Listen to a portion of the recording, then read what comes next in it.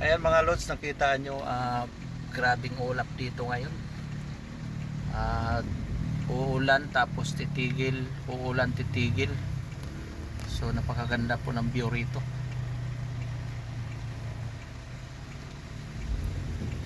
Ayan. Yan po yung area dyan ay bandang Lasal yan. So ayan. So dyan banda po ay mga banda po sa company. So nakita nyo naman kung gana yung mga yung nakikita nyo yung bundok na yan, yan po yung Silang Cavite. Yan po. Pag dito naman banda, yan po yung sa GMA Carmona yan. Napakaganda. So nakikita nyo naman yung mga damo rito. Napakaganda. Magandang tingnan kasi libil na libil yung mga damo. Alaga kasi yan sa pag tabas.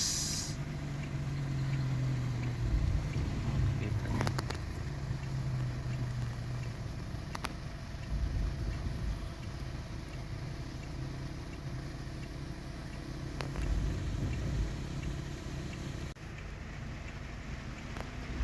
So nakikita nyo guys, mga magandang lugar dito.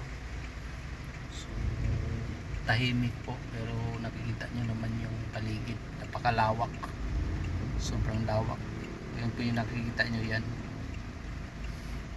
yung bundok sa Cavite area na po yan. Yan dyan ay Binyan, dyan po banda Binyan.